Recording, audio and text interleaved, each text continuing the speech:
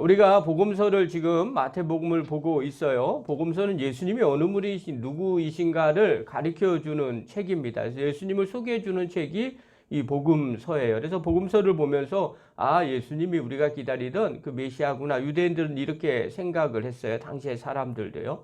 또 이방 사람들도 이런 이 말씀을 보시면 예수님에 대해서 소개를 들으면서 우리도 구원함을 받을 수 있구나. 성경에 보면 이방 사람들도 믿음으로 나오는 그런 장면들이 나와요. 대표적으로 백부장의 믿음 같은 경우가 그렇죠. 또 예수님은 그걸 또 칭찬을 해요. 이스라엘 중에 이만한 믿음을 본 적이 없다. 좀 비교하는 거죠. 그러니까 이건 두 가지 의미가 있는 거예요. 유대인들 너희들 하나님 말씀을 받았던 선민인데 하나님 백성인데도 말씀 믿음을 그 정도밖에 못 가져? 이렇게 책망하는 거 하나하고 또 하나는 이방인들도 믿음을 가지면 이렇게 칭찬받고 또 구원받는 믿음이 된다. 뭐 이걸 이야기해 주고 있는 거죠.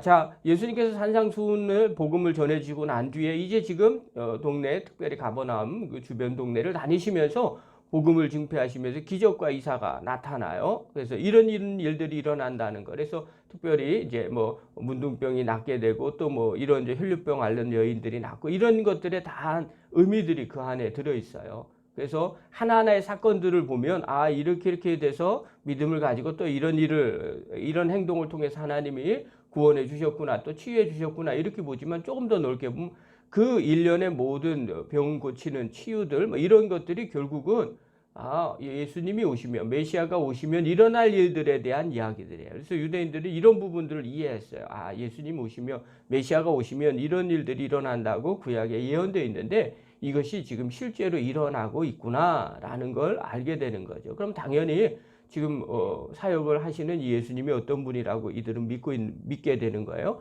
예수님 메시아구나, 우리가 기다리는 메시아구나라고 믿는 사람이 있는가 하면 또 한 사람은 반신반의하는 거죠. 진짜 맞나? 어떨 땐 맞는 것 같고 어떨 땐 맞지 않는 것 같고 또 반대로 아예 배척하는 사람이 있죠. 그럼에도 불구하고 아니야.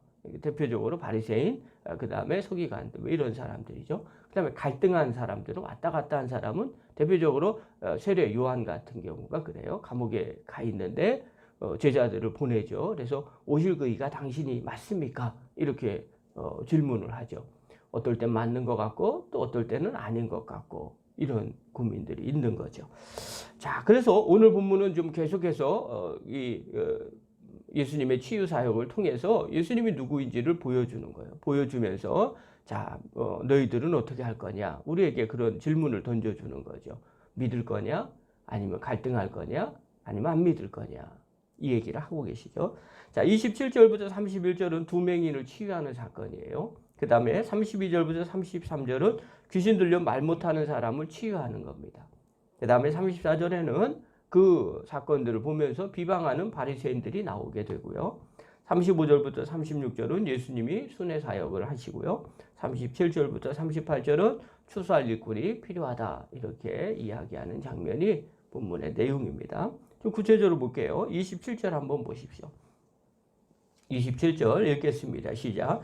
예수께서 거기에서 떠나가실새 두 맹인이 따라오며 소리질러 이르되 다윗의 자손이여 우리를 불쌍히 여기소서 하더니 자, 두 맹인이 따라왔어요. 자, 따라와서 소리를 질러요. 입으로 고백을 하는 거죠. 뭐 신앙 고백이 되는 거죠. 자, 뭐라고 얘기하느냐? 예수님을 표현할 때 뭐 예수님 이렇게 이야기해도 되는데 뭐라고 그러냐면 다윗의 자손이여 우리를 불쌍히 여겨 주소서 이렇게 표현을 해요. 그럼 다윗의 자손 예수여. 자, 이 말은 뭘 함축하고 있는 거예요? 라고 물어보면 우리 알죠? 자, 당신은 우리가 기다리는 다윗의 자손. 당신은 우리가 기다리는 다윗의 자손. 나는 당신은 그 메시아라고 믿습니다. 이런 뜻이에요. 다윗의 자손 예수여 우리를 불쌍히 여겨주소서. 이 얘기는 당신은 우리가 기다리는 다윗의 자손. 왜냐하면 메시아는 다윗의 자손으로 나온다고 구약에 예언하셨거든요. 그러니까 그 사람이 바로 당신입니다. 당신은 메시아입니다. 라고 지금 신앙 고백을 하는 거예요. 자, 예수님 앞에 나와서 치유함을 받는 사람들의 공통된 특징이에요. 신앙 고백. 예수님은 메시아다. 예수님은 우리를 구원하실 메시아다라는 신앙 고백이 반드시 있어요. 근데 그게 이 표현들이 다 다른 거예요. 그러니까 우리가 이 부분을 기억하지 않으면 정확하게 이걸 의미를 전달하지 못하겠죠. 그래서 예수님이 그 사람들이 그렇게 얘기하는 게 그냥 관용적으로 얘기하는 건지 아니면 진짜 신앙 고백인지 예수님이 다시금 확인을 해요. 뭐라고 얘기하느냐? 28절 그 다음 절 보십시오. 그렇게 소리 지르고 온 두 맹인에게 예수님이 이렇게 말해요. 읽겠습니다. 시작. 예수께서 집에 들어가심에 맹인들이 그에게 나오거늘 예수께서 이르시되 내가 능히 이 일을 할 줄을 믿느냐? 대답하되 주여 그러하오이다 하니. 자, 이 맹인들에게 뭐라고 했냐면요. 내가 능히 이 일 할 줄을 믿느냐? 이렇게 이야기를 하죠. 자, 이 말은 내가 능히 너희의 눈을 뜨게 해줄 줄 믿느냐? 뭐 이런 뜻이죠. 자, 그런데 여기서 이야기하는 게 내가 이런 능력이 있느냐? 이런 일을 할 수 있느냐? 없느냐라는 어떤 능력이 있다 없다를 지금 질문한 게 아니에요. 예수님의 이 질문은 그게 아니라 내가 정말 나를 메시아로 믿고 있느냐? 왜냐하면 메시아면 이런 일은 당연히 하실 분이거든요. 그러니까 야, 눈 뜰 수 있는지 너는 믿느냐? 내가 진짜 메시아로 믿느냐? 내가 이걸 한다 못한다?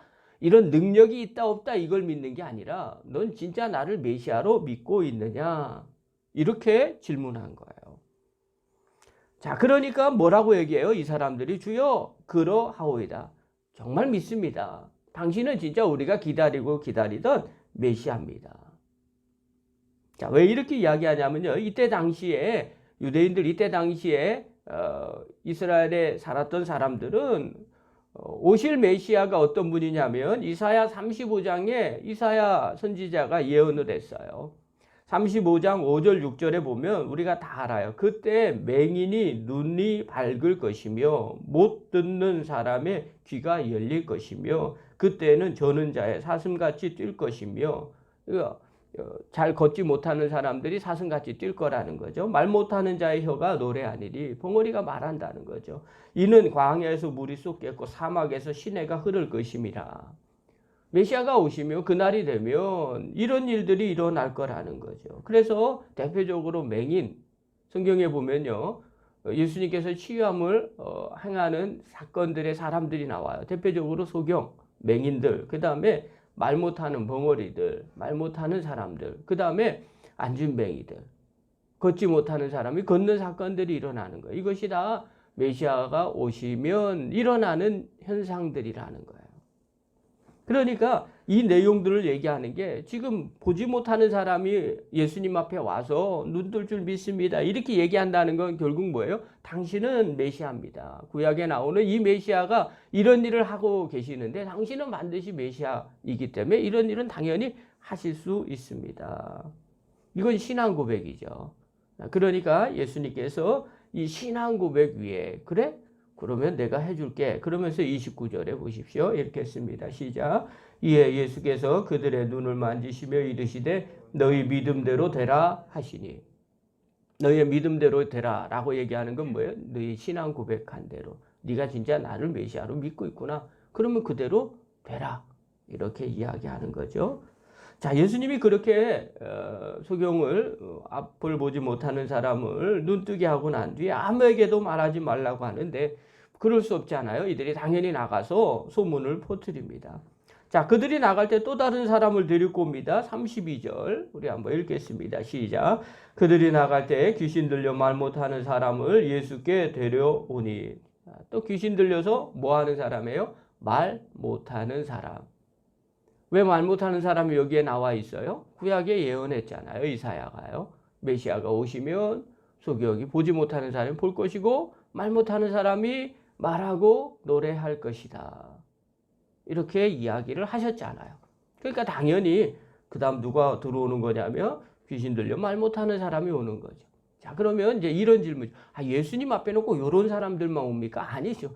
각양각색의 사람들이 다 오죠. 뭐 열병이 있었던 사람, 그때 당시 아픈 사람들이 다 왔죠. 그러나 마태는 특별히 그 환자 많은 사람들을 전부 다 기록을 해놓은 게 아니라 콕 집어서 핀셋으로 요 사람을 기록해 놓은 거예요. 왜요? 요걸 통해서 우리가 기다리는 메시아가 이런 일을 하셨던 분 아니냐. 그런 분이 지금 예수님이 이런 일을 하고 있다.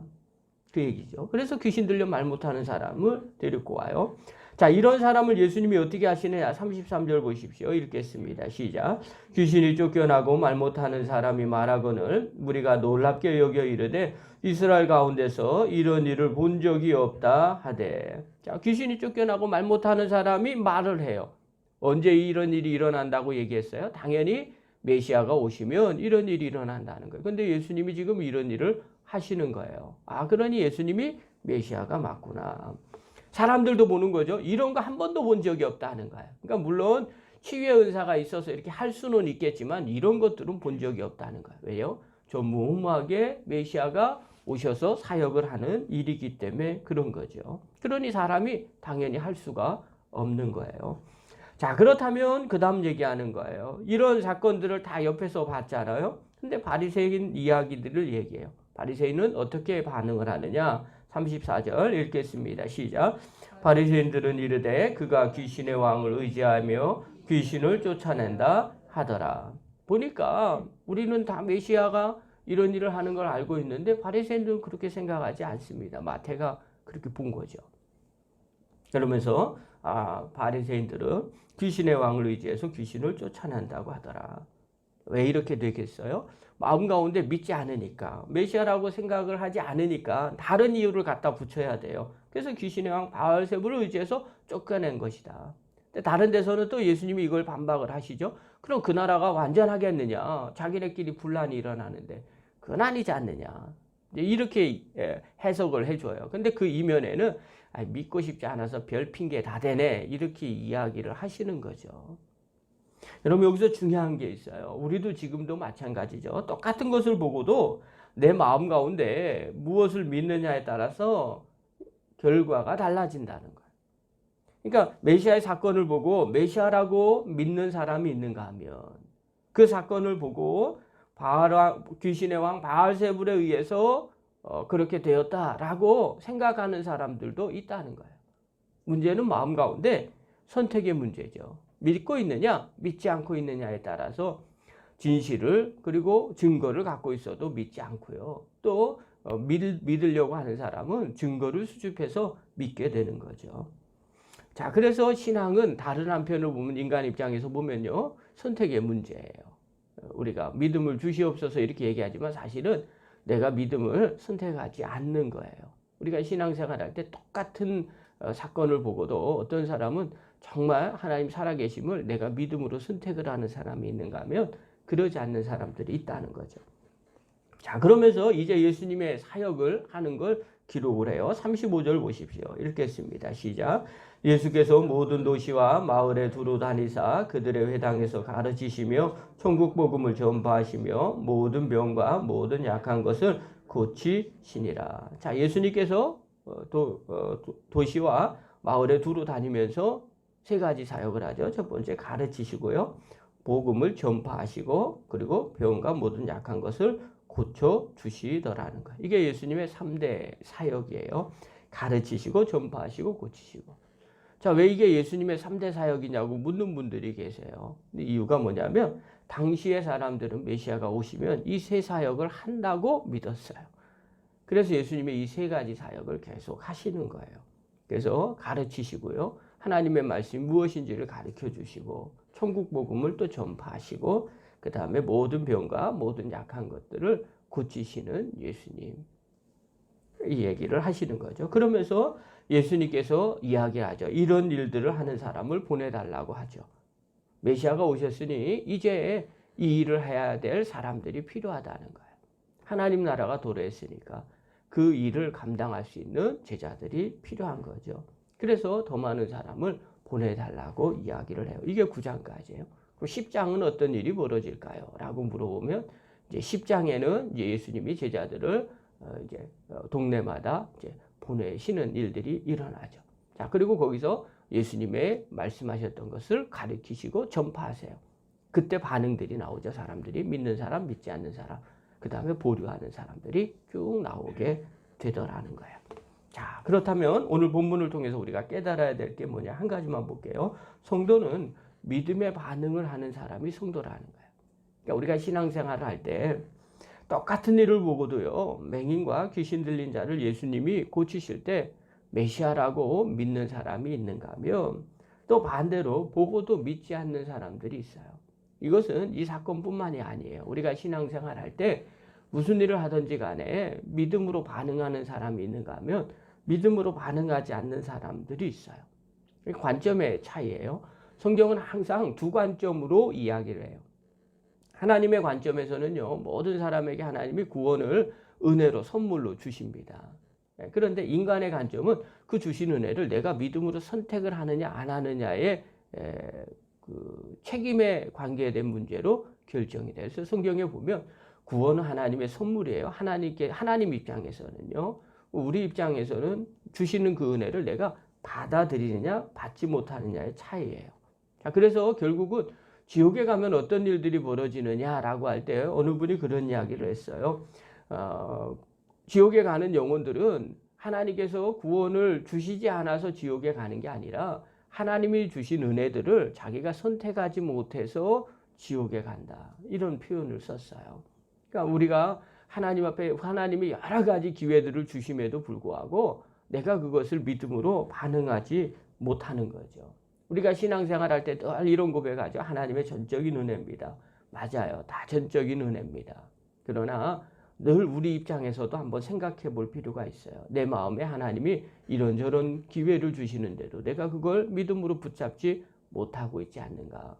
그러면 그 책임은 또 우리에게 있더라는 거예요. 그러므로 날마다 믿음의 선한 선택을, 믿음의 반응을 늘 하셔야 됩니다. 주님이 기뻐하고 또 주님이 원하는 일이라면, 또 이건 하나님의 일이라고 한다면 반드시 반응을 하십시오. 그래서 하나님과 함께 하시고 또 하나님의 은혜를 누리는 믿음의 종이 되기를 간절히 축원합니다. 기도하겠습니다.